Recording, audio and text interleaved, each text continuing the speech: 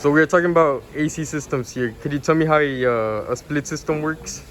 Okay. Well, there's four main components to a split system. There's the evaporator coil. There's the expansion device, the metering device. There's the compressor, which is inside this big thing. Okay. It's the heart of the system, the compressor. It pumps the refrigerant throughout the whole system. And then this is the condenser. Now, the evaporator and the condenser both have a fan for them. So this is the blower motor for the evaporator coil. And then there's another fan inside here for the condenser coil. The compressor, as I mentioned, is the heart of the system. It shoots out the refrigerant as a liquid, turning a gas refrigerant into a liquid refrigerant and sends it throughout the condenser. The condenser is really, the refrigerant is really hot at that moment. It's like 200 degrees. And it reduces the temperature with the outside air by going through the condenser. After that, all of the refrigerant is going to be completely liquid at that point. And then it comes from this liquid line, which is the third one, all the way up to the evaporator coil. Now but not yet to the evaporator coil. It comes down, as you can see, and it hits the metering device. This shoots out a little refrigerant, not all of it, not all of it at once, but it meters it. It sends a little bit at a time throughout this coil. And you can see that the pipes are a little wide, almost the same size as this one. So there's going to be less pressure in there. It's going to be less refrigerant for more space. And so the refrigerant is not going to be held at a high pressure. It's going to be held at a lower pressure, and it could expand. And when it expands, it becomes a lot colder. And it's all gas, it becomes all gas at this point. And then the refrigerant, because it's colder, then the air, so we have air, this is called the return air. It comes from down here. So this is like a closet unit.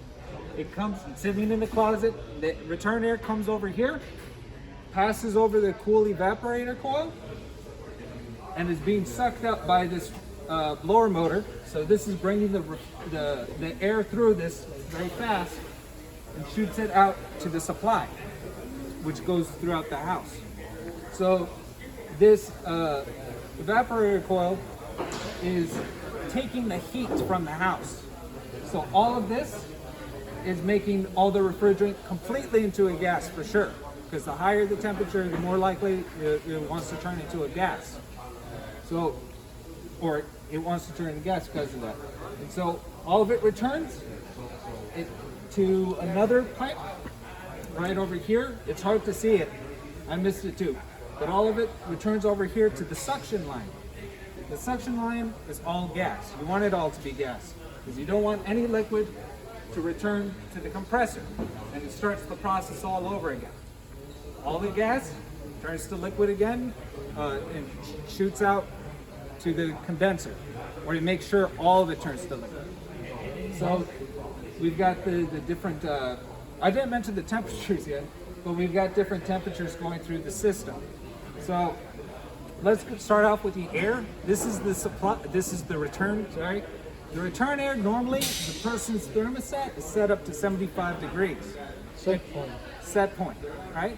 It could be different depending on the person's taste. It could be 72, it could be 78, it could be a nice chilly 70.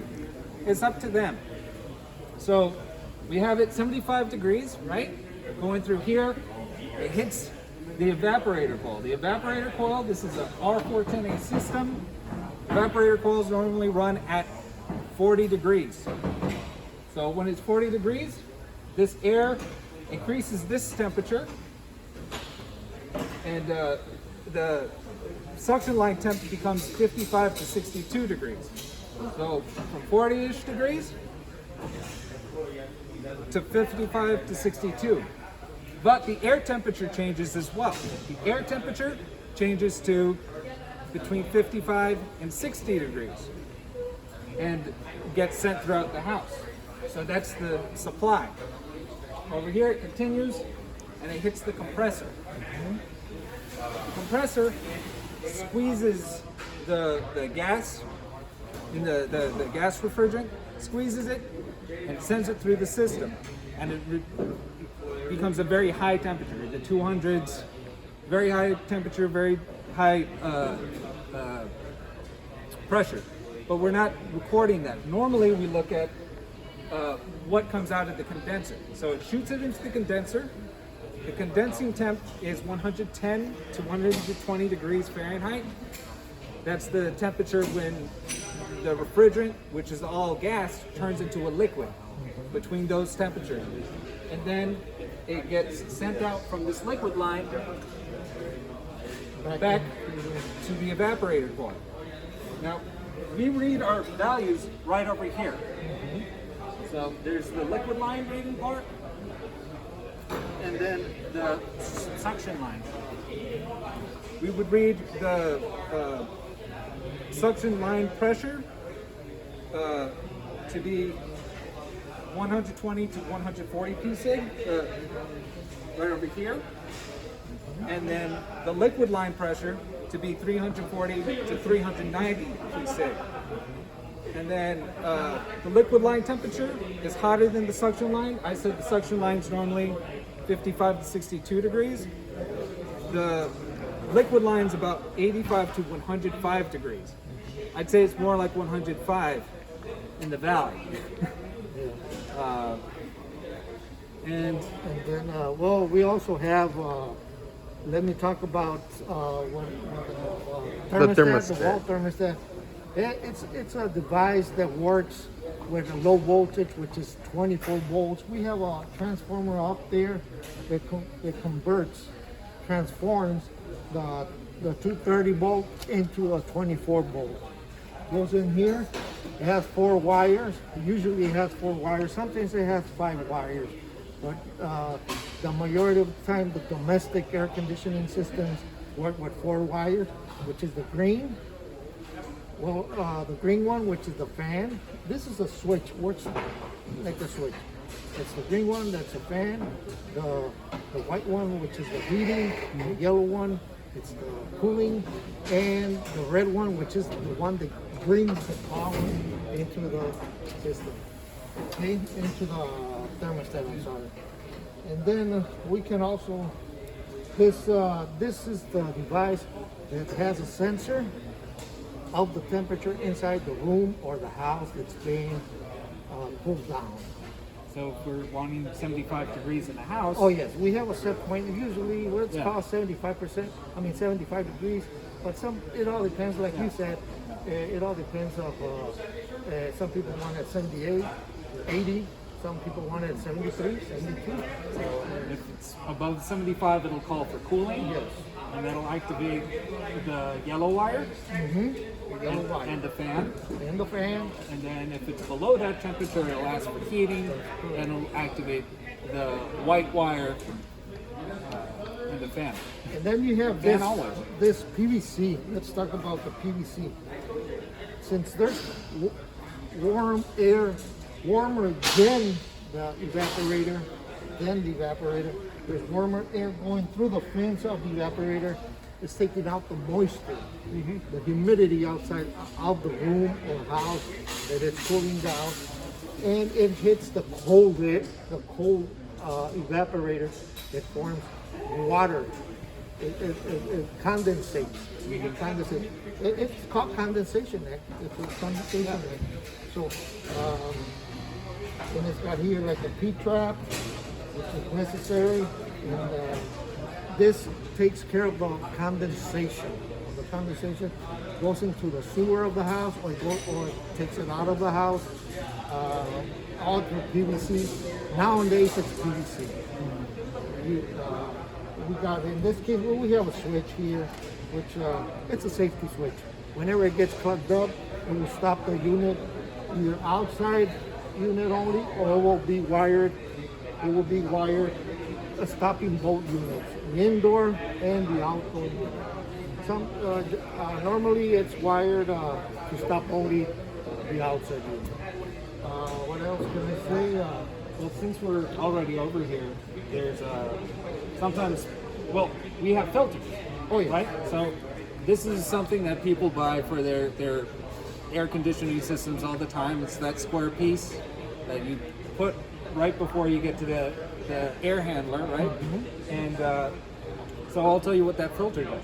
So that filter takes out the dust and the gunk in the air in your house, puts it inside that filter. Now, if you didn't have that filter, that gunk will go somewhere, but it will go onto your evaporator coil, and that'll gunk that up, and it'll make it maintain heat too much. It'll sort of insulate it, and so it doesn't get rid of it doesn't cool the air as much because all the heat is getting stuck inside of it. And also you're going to still have that dust flowing around everywhere. So that's what the filters are. You also don't want to put a filter that's not designed for the system. If you get a super thick filter, right? Tight, very the Microns.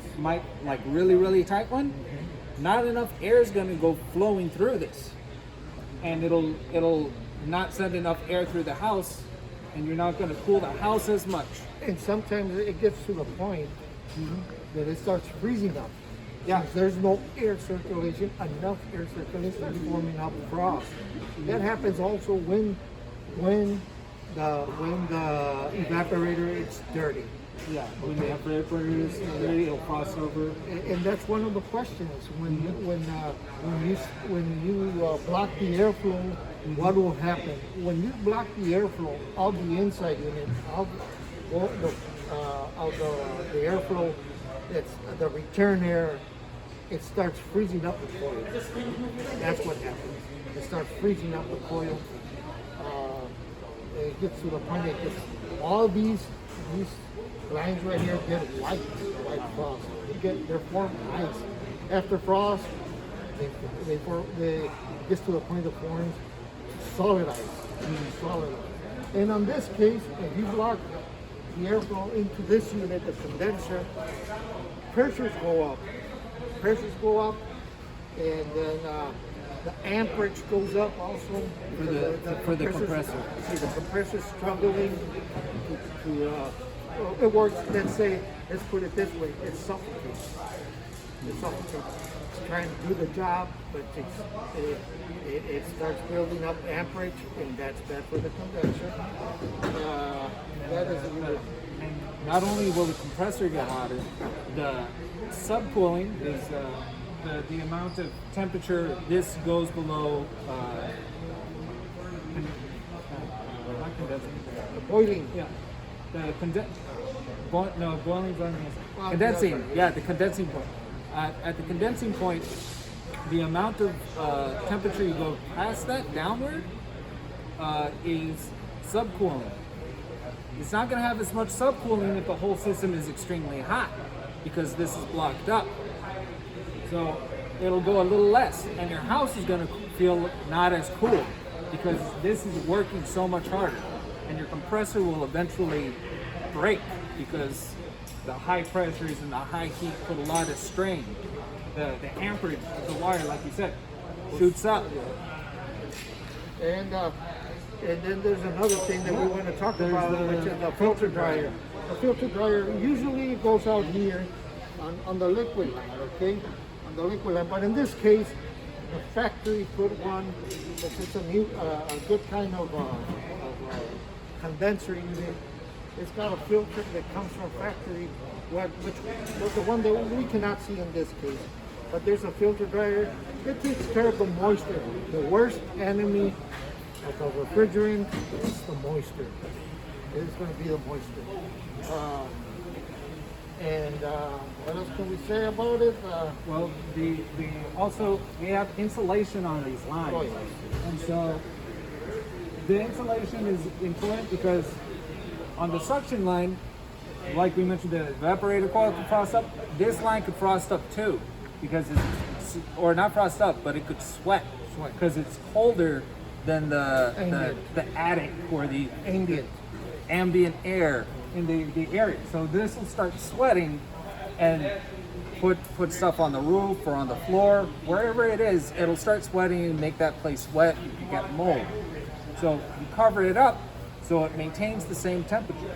Also, you see that it's on the liquid line too. This case, because we have a